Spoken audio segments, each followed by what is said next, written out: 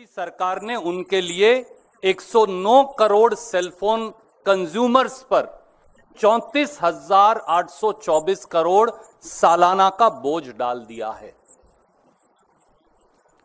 Modi government, Modi सरकार 119 crore cellphone users की cost per 3 private cellphone कंपनियों को सालाना 34,824 करोड़ कमवा रही है।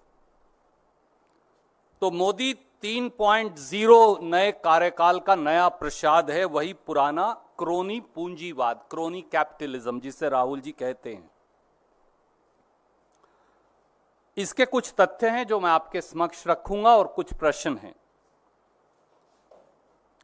सेलफोन मार्केट जो है इंडिया में वो ओलिगोपोली है, यानी केवल 3 सेलफोन ऑपरेटर्स हैं। रिलायंस जियो 48 करोड़ सेलफोन यूजर्स, ये मैं नहीं कह रहा, मैं ट्राई की सबसे लेटेस्ट रिपोर्ट आपको भेज रहा हूं, ये उसका डेटा है, उसका एक्सट्रैक्ट अलग से भेज रहा हूं। Airtel 39 crore cellphone users, Vodafone idea 22 crore 37 lakh cellphone users, कुल 109 करोड़, कुल सेलफोन यूजर्स 119 करोड़। बाकी सरकारी कंपनियों के पास मुश्किल से बचते हैं 10 करोड़ के करीब। इनमें भी अगर मैं ये कहूं कि जियो और एयरटेल की डियोपली है, यानी 2 कंपनी ही देश के लगभग सारी सेलफोन मार्केट को कंट्रोल करती हैं, उनकी संख्या 87 करोड़। अब तथ्य क्या है? ट्राई ने 23 अप्रैल 2024 को यह रिपोर्ट जारी की है। इसमें 31 दिसंबर 2023 तक का लेटेस्ट डेटा अवेलेबल है। इस रिपोर्ट के मुताबिक सेलफोन कंपनीज का एवरेज रेवेन्यू पर कस्टमर पर मंथ, यानी हर महीने सेलफोन कंपनी औसतन अपने हर सेलफोन कस्टमर से, यानी आपसे जो ये कार्यक्रम देख रहे हैं या आपकी खबर पढ़ेंगे, 152 रुपया 55 पैसे कमाते हैं हर महीने। हर महीने हर सेलफोन कस्टमर से औसतन 152 रुपया 55 पैसे सेलफोन कंपनियां कमाती हैं। 27 जून 2024 को इफेक्टिव 3 जुलाई 2024 रिलायंस जियो ने अपने रेट 12% से 27% बढ़ा दिए, औसत 20%। इसकी जो सबसे अफोर्डेबल प्लान है 155 रुपए की, जो सबसे ज्यादा कस्टमर यूज करते हैं, मुझे बताया कि शायद उनकी संख्या 25 से 30 करोड़ देश में हो, वो 155 रुपए से 189 रुपए बढ़ा दी, 22% इंक्रीज। 28 जून यानी अगले दिन 2024 को इफेक्टिव 3 जुलाई 2024 एयरटेल ने अपने सेलफोन यूजर चार्जेस 11% से 21% बढ़ा दिए, औसत 15%। इफेक्टिव उससे अगले दिन 29 जून 2024 को, 27 को जियो बढ़ाता है, 28 को एयरटेल बढ़ाता है, 29 को वोडाफोन बढ़ाता है। इफेक्टिव डेट सेम है, इफेक्टिव 4 जुलाई, एक दिन आगे, वोडाफोन आइडिया ने अपने सेलफोन यूजर चार्जेस 10% से 24% बढ़ा दिए, एवरेज अगेन 16%। तो 2 चीजें स्टैंड आउट करती हैं कि तीनों कंपनियों ने सलाह करके 72 घंटे में सेलफोन चार्जेस बढ़ाने की घोषणा की, और दूसरा एक ही तिथि से यूजर चार्जेस बढ़ाए, 3 जुलाई और 4 जुलाई, लगभग 24 घंटे के अंतराल में बढ़ा दिए। 2 चीजें बिल्कुल साफ हो गई। अब एडिशनल पर ईयर बर्डन जब मैं बोलता हूं 34,824 करोड़ होगा आप सब पर, मुझ पर, आप पर, तो इसका क्राइटेरिया, मापदंड क्या है? एवरेज औसत जो रिलायंस जियो का टैरिफ इंक्रीज है, आपने देखा 20% है। मासिक औसतन आय उनको 152 रुपया 55 पैसे है, ये मैं नहीं कह रहा, ये ट्राई ने अपनी रिपोर्ट में लिखित में दिया है, मैं एक्सट्रैक्ट भेज रहा हूं। तो उन्होंने 20% अगर बढ़ाया तो लगभग 30 रुपया 51 पैसे प्रति कस्टमर बढ़ाए। 48 करोड़ कस्टमर्स हैं, तो अगर मैं कम से कम औसतन भी ले लूं, वो भी ना लूं जो प्लान में 22% बढ़ाए हैं, आप औसत भी ले लें, तो 1464 करोड़ रुपया अतिरिक्त बोझ जियो के कस्टमर्स पर है, यानी 17,568 करोड़ सालाना।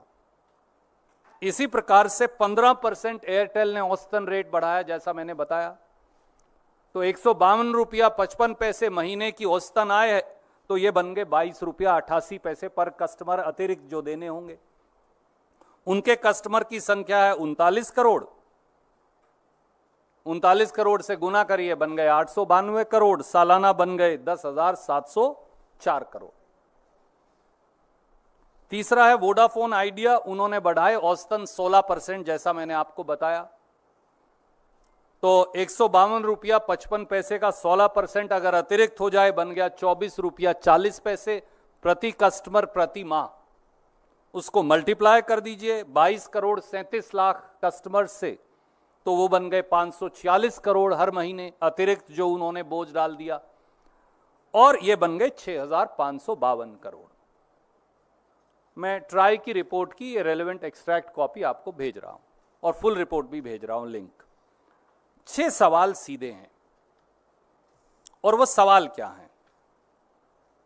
How can private sale phone companies holding 92% of cell phone user market share be permitted to unilaterally increase cell phone tariffs by an additional 34,824 crore or almost 35,000 crore annually without any oversight or regulation by Modi government?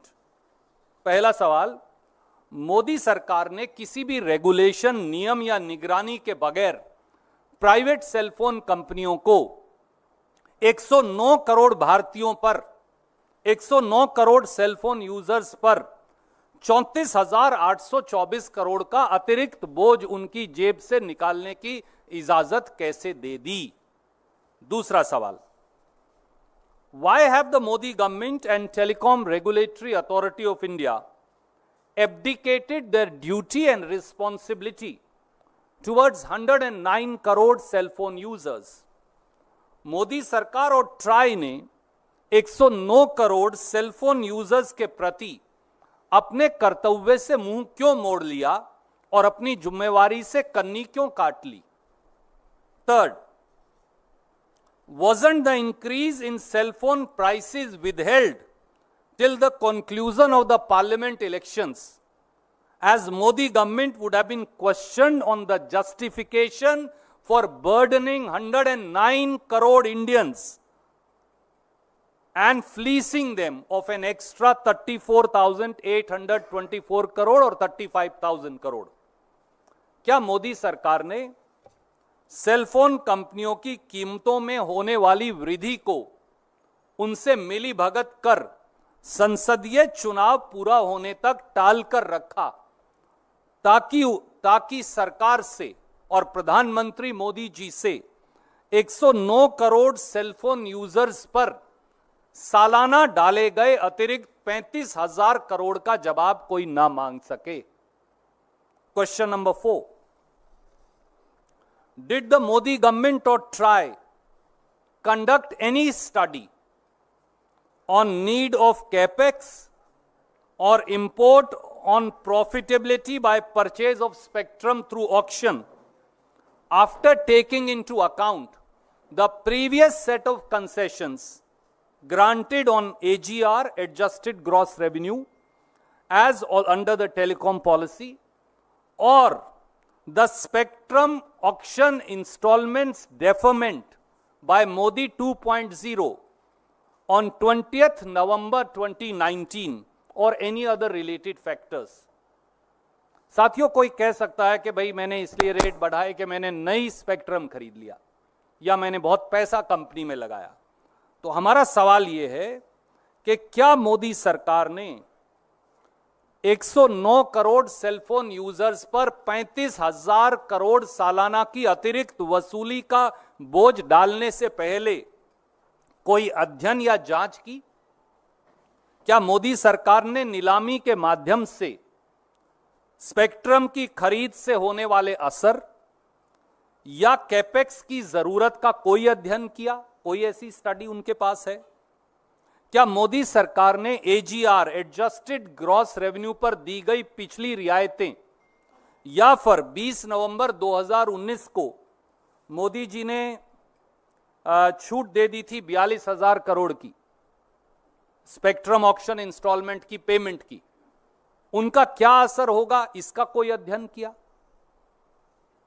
Question number 4, how can all private sale phone companies increase their tariffs between 15% to 20%?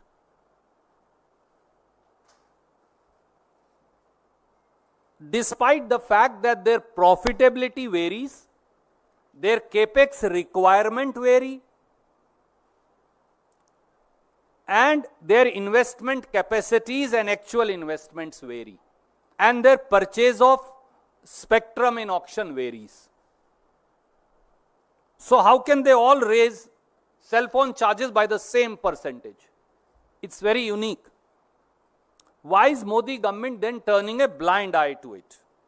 ऐसा कैसे हो सकता है कि सभी cell phone कंपनियां अपने cell phone के चार्जेस 15% से 20% लगभग बराबर बराबर बढ़ा दें, जबकि उनकी इन्वेस्टमेंट की कैपेसिटी, उनके कस्टमर्स, उनका केपेक्स रिक्वायरमेंट, उनकी कैपेसिटीज, उनकी एक्सपेंशन प्लान सब भिन्न है? तो क्या मोदी सरकार ने आंख बंद कर ली है?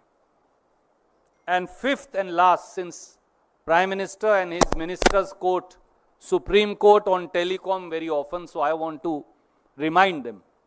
Isn't it correct that the Supreme Court of India in Delhi Science Forum versus Union of India said, and I quote the Supreme Court, the central government and the telecom regulatory authority have not to behave like sleeping trustees, but have to function as active trustees for public good. This is something that Prime Minister and his colleagues used to quote very often. क्या यह सच नहीं कि भारत की supreme court ने Delhi science forum versus union of India में साफ कहा कि केंद्र सरकार और टेलीकॉम रेगुलेटरी अथॉरिटी को निष्क्रिय ट्रस्टी की तरह व्यवहार नहीं करना चाहिए, बल्कि जनता के जन कल्याण के लिए सक्रिय ट्रस्टी के रूप में काम करना होगा? तो क्या मोदी सरकार देश की जनता के साथ विश्वासघात कर रही है? उम्मीद है कि देश के प्रधानमंत्री देश की 143 करोड़ जनता और 109 करोड़ उनमें से सेलफोन यूजर्स जो हैं उनको जवाब देगी कि हमसे 35,000 करोड़ क्यों वसूले जा रहे हैं। धन्यवाद। कोई प्रश्न आप पूछना चाहें तो स्वागत है।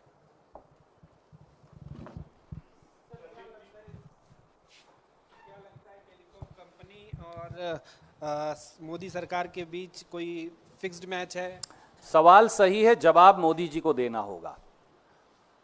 मेरा सवाल केवल एक भारतीय के तौर पर इतना है, 109 करोड़ भारतीय सेलफोन यूजर्स पर, जिसमें रेडी वाला भी है, पटड़ी वाला भी है, पत्रकार भी है, मजदूर भी है, गृहिणी भी है, छात्र भी है, युवा भी है, किसान भी है, गरीब भी है, दलित भी है, पिछड़ा भी है, उन पर 35,000 करोड़ का भार क्यों डाल दिया गया?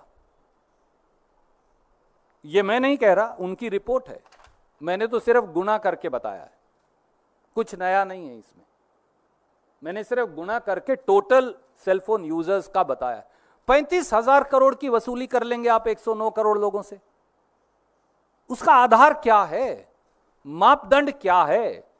सरकार नाम की कोई चिड़िया इस देश में है या नहीं है, या कंपनियों की मनमानी चलेगी? सवाल इतना है सर। जनता की उम्मीद अब सिर्फ जो है सरकार या ट्राई पर होती है, लेकिन ट्राई और सरकार दोनों ने कहा है कि ऐसा मामला इतना गंभीर नहीं कि हम इसमें हस्तक्षेप करें। जो कंपनियां रेट बढ़ाती बढ़ने दीजिए। उन्होंने कहा हम गुणवत्ता पर जोर देते हैं, टैरिफ आने से गुणवत्ता बढ़ेगी। आदरणीय मित्र, तो फिर क्या मोदी जी ने यह देखा है कि आज के अखबार में ही रिपोर्ट है कि केवल सेल फोन यूजर चार्ज बढ़ाने से देश में इन्फ्लेशन की दर में 0.02% इजाफा हो जाएगा? Does the prime minister even know that? क्या यह पैसा प्रधानमंत्री देंगे या इस देश के 109 करोड़ लोग देंगे? गुणवत्ता बढ़ानी है तो सरकार गुणवत्ता सरकारी सेलफोन कंपनियों की बढ़ाए ताकि वो इन प्राइवेट कंपनियों के बराबर खड़े हो जाएं। उनका मार्केट शेयर 8% से कम है, 92% में 3 कंपनियां हैं। अब 3 कंपनियों को 35,000 करोड़ 109 करोड़ भारतीयों से वसूलने की इजाजत कैसे दे सकते हैं? सवाल बिल्कुल सीधा और इतना ही है sir. If you ask me whether there is a violation of TRAI, then TRAI has failed in its oversight and regulation. May I remind you, Sunil ji, TRAI had earlier used to look at the tariffs, and increase in tariffs used to be approved by TRAI. You are a senior journalist, you would recall that. At that time, there were 16 cell phone companies, and there was a lot of competition in the market. So TRAI one day said, there are 16 cell phone companies, there is healthy competition in the market, we don't have to regulate, for they regulate each other. Since Modi ji has taken over, those 16 cell phone companies have become 2. It's virtually a duopoly, at best an oligopoly, at best 3 companies. All 3 are private. 109 crore is the customer base out of 119 crore. 92% is the market share. Why should TRAI and government abdicate its responsibility now? Tomorrow they will say we will not increase 15%, we will increase 500%. Then why is there TRAI? Why is there communication ministry? And let me tell you, these companies are not operating, secondly, in oblivion, in empty space. If you remember, under the telecom policy of 1999, there was profit sharing with Government of India. A method, I did not want to complicate this PC, but I just want to remind you, the method used to be called AGR, Adjusted Gross Revenue. Then the companies went back to government and said, it is too much money, we can't pay. First Vajpayee ji, the BJP government then, and then when spectrum auctions happened, and may I remind you, for I had raised the issue on 15th February 2020, and you were present in that press conference. Government of India had again got deferred 1,02,000 crore of payment, which was directed to be paid by the Supreme Court of India. 1,02,000 crore. May I ask any customer of yours, any viewer of yours, any reader of yours, if he goes back with his EMI of a car and says, please defer 25,000 rupees, will the bank defer? But Modi ji on 20th November 2019 had deferred spectrum auction installment payment of 1,02,000 crore. All these things have to be looked at. Then if you are giving them concessions, how can they unilaterally impose a burden of 35,000 crore on 109 crore cell phone user? This is an abdication of responsibility, oversight and regulation by government. Anything else? हाँ sir, हाँ sir, जरूर पूछिए।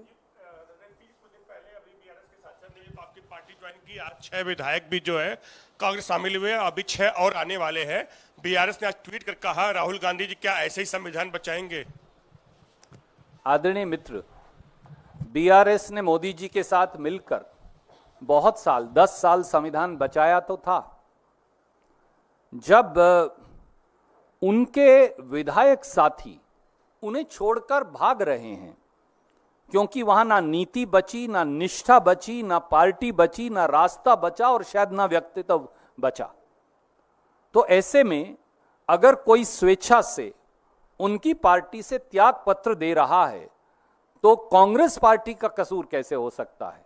मुझे लगता है, मैं बहुत सादर से हाथ जोड़कर उन्हें कहूंगा, आप अपने घर में झांक कर देखिए, क्योंकि कमी वहां है, कमी हमारे यहां नहीं है।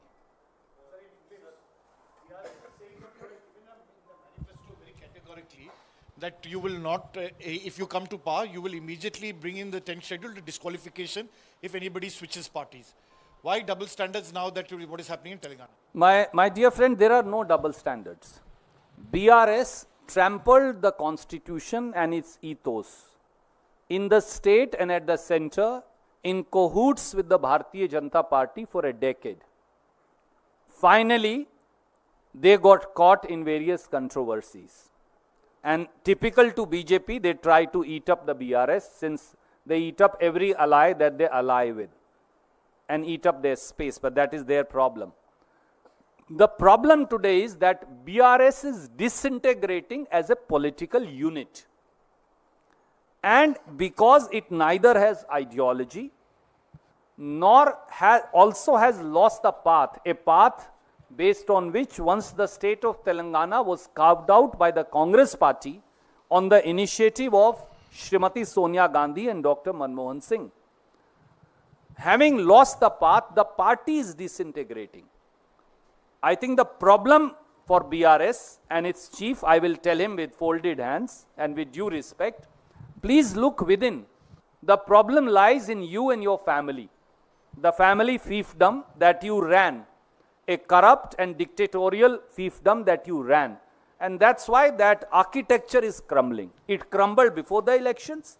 It is crumbling post the election. So they are crumbling as a political unit. So don't blame us. Look within. Sir दो सवाल है, एक राजनीतिक और एक धार्मिक और सामाजिक। एक पहला सवाल है, हरियाणा में आने वाले महीनों में विधानसभा चुनाव होने और उसके कुछ महीनों के बाद दिल्ली में भी होगा। दोनों जगहों पे कोई गुंजाइश है कि कांग्रेस और आम आदमी पार्टी के बीच चुनावी गठबंधन होगा? पहला सवाल ये। और दूसरा सवाल ये है, पहले सवाल का जवाब दे। जी। आदरणीय मित्र, मेरी आपसे अनुरोध है, मुझे लगता है कि हमारे कम्युनिकेशन हेड जयराम रमेश जी ने इस पर एक वक्तव्य दिया है, उसमें मुझे कुछ और जोड़ना नहीं है। फिर भी मैं हमारे जो महासचिव हैं प्रभारी, उन्हें बोलूँगा, हरियाणा के, रिक्वेस्ट करूँगा कि वो आपके इस सवाल का सेपरेटली जवाब देंगे। सर दूसरा सवाल ये है कि जमीयत उलेमा हिंद की नेशनल गवर्निंग काउंसिल मीटिंग में स्कूलों के अंदर हिंदू धर्म की प्रथाओं को आगे बढ़ाने के खिलाफ प्रस्ताव पारित किया और इस प्रस्ताव का नाम है स्कूलों में विषय धार्मिक प्रथाओं की निंदा। कैसे देखती है कांग्रेस? मित्र, पार्टियां स्कूलों का करिकुलम का फैसला नहीं कर सकती। सरकारें स्कूलों के करिकुलम का फैसला करेंगे। और जब देश का संविधान कहता है कि हम एक सेकुलर डेमोक्रेटिक रिपब्लिक हैं, तो हर सरकार की ये जिम्मेवारी है, समेत भारत सरकार के, जो अपना कुंचित एजेंडा कई बार इंपोज करने की कोशिश करते हैं, कि वो संविधान के मुताबिक स्कूलों के करिकुलम का निर्धारण करें। सर, नीट एग्जामिनेशन को लेकर सड़क से संसद तक काफी हंगामा हुआ। इस बीच सरकार ने नीट पीजी 2024 एग्जामिनेशन की नई तारीख 11 अगस्त घोषित की है, जिसे 22 जून को स्थगित कर दिया गया था। देखिए, medical dental admissions overly delayed हैं। लाखों बच्चे सफर कर रहे हैं, लाखों पेरेंट्स परेशान हैं, करोड़ों लोग, 24 लाख बच्चे, और अगर एक परिवार में 4 सदस्य की मैं औसत भी गिनूं तो 1 करोड़ से ज्यादा लोग, 1.5 करोड़ 2 करोड़ लोग प्रभावित हैं। तो हमारी सरकार से ये जरूर प्रार्थना है कि अपनी इन्वेस्टिगेशन पारदर्शी तरीके से 15 दिन में जनता के पटल पर रख दीजिए, जो भी उसका नतीजा है। सब जानते हैं कि नीट में जो घपला घोटाला हुआ, उस पर 6 बार तो शिक्षा मंत्री ने अपने बयान बदले 10 दिन के अंदर। तो अब दोबारा फिर इस नीट की पीजी परीक्षा हो या मेन परीक्षा, इसको घपले घोटालों की भेंट मत चढ़ाइए, और जल्दी से जल्दी मेडिकल डेंटल जो परीक्षाएं हैं उनकी एडमिशन्स पूरी हो जाएं और बच्चे अपनी शिक्षा ग्रहण करें। हमारा केवल इतनी ही मांग है, और दोषियों को सजा मिले। 2 सवाल हैं। एक तो पहला ये कि गुजरात में 2017 में जब चुनाव हुए थे, आपने बतौर कम्युनिकेशन हेड और राहुल गांधी ने बतौर कांग्रेस नेता वहां पर डेरा डाल दिया था, और जो नतीजे आए थे, कांटे की टक्कर हुई थी, किसी तरह से बीजेपी जीत गई थी। 2022 में कांग्रेस ने इतिहास का सबसे बुरा प्रदर्शन किया, और उसके बाद अब राहुल गांधी ने संसद में कहा है कि गुजरात हम जीतने जा रहे हैं, लिख कर ले लो, इंडिया गठबंधन जीतेगा। तो ये चुनौती किस आधार पर दे रहे हैं राहुल गांधी, क्योंकि सबसे खराब प्रदर्शन 2022 में रहा है। आदरणीय मित्र, गुजरात महात्मा गांधी की जन्मभूमि भी है, कर्म भूमि भी है। गुजरात सत्य और अहिंसा के आंदोलन की धरती है। गुजरात भारत की गंगा जमुनी तहजीब की धरती भी है।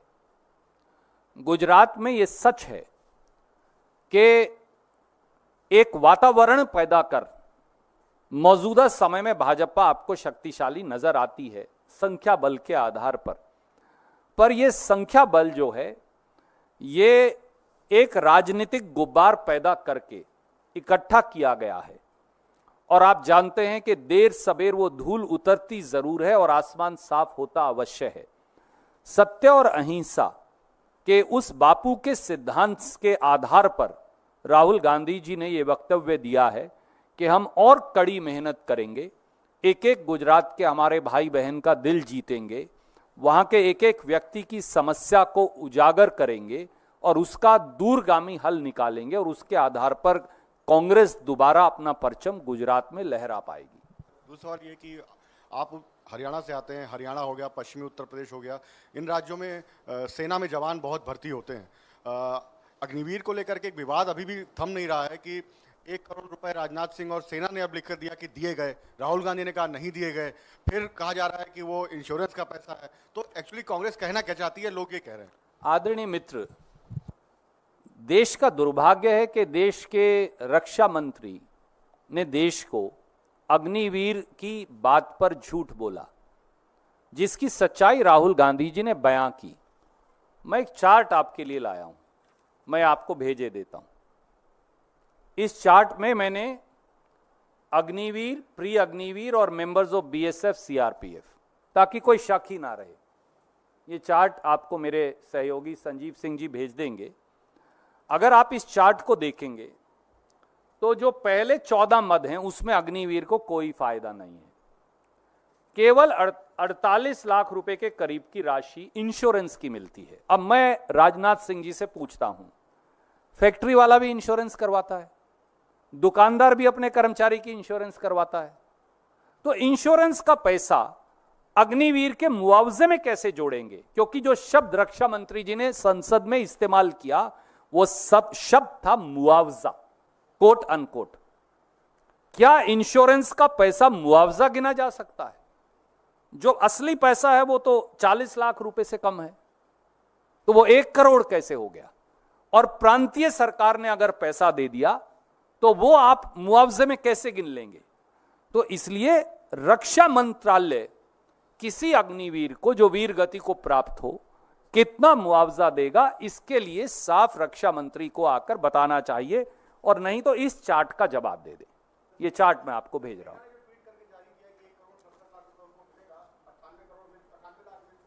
आदरणीय मित्र, मैंने वो ट्वीट नहीं देखा, पर मैं केवल देश के रक्षा मंत्री के बयान पर जवाब दूंगा। मैं सेना ने क्या ट्वीट किया वो रक्षा मंत्री के अधीन है, रक्षा मंत्री से ऊपर नहीं है। अगर रक्षा मंत्री ये कहते हैं कि मुआवजे में 1 करोड़ मिलेंगे तो रक्षा मंत्री झूठ बोलते हैं, क्योंकि इंश्योरेंस का पैसा आप मुआवजे में काउंट नहीं कर सकते। मैं आपको ये कह रहा हूं, आप पत्रकार हैं, पत्रकारों पर जो कानून लागू है उसमें भी आपके भी इंश्योरेंस होगी, तो वो इंश्योरेंस मुआवजा कैसे माना जा सकता है? कोई दुकानदार है वो अपने कर्मचारी की इंश्योरेंस करवाता है, कोई फैक्ट्री वाला है वो अपने कर्मचारी की इंश्योरेंस करवाता है, एआईसीसी अपने कर्मचारियों की इंश्योरेंस करवाती है, बीजेपी भी शायद करवाती होगी, तो वो इंश्योरेंस मुआवजा कैसे हो सकता है? बात सवाल इतना है। तो इसलिए बेवकूफ मत बनाएं। आप कहिए कि हमने गलती की, आज तक कम था, अब से 1 करोड़ करेंगे, हम उसका स्वागत करेंगे। राहुल गांधी जी सही कह रहे हैं। ये चार्ट मैं आपको भेजे दे रहा हूं। No problem, will go one by one. Okay sir, ये हरियाणा और दिल्ली को लेकर आशा है ये कार्यक्रम आपको पसंद आया होगा। इस वीडियो को ज्यादा से ज्यादा शेयर करें, लाइक करें और कमेंट करके बताएं आपकी राय क्या है। और अगर आपने हमारा यूट्यूब चैनल अभी तक सब्सक्राइब नहीं किया है तो तुरंत इसको सब्सक्राइब कर लीजिए और बेल आइकन भी दबा दीजिएगा, ताकि अगली जब वीडियो अपलोड हो तो आपके पास इसका नोटिफिकेशन पहुंच सके। और अगर आपने हमारा फेसबुक पेज फॉलो नहीं किया है, फेसबुक पेज को भी फॉलो करें। धन्यवाद।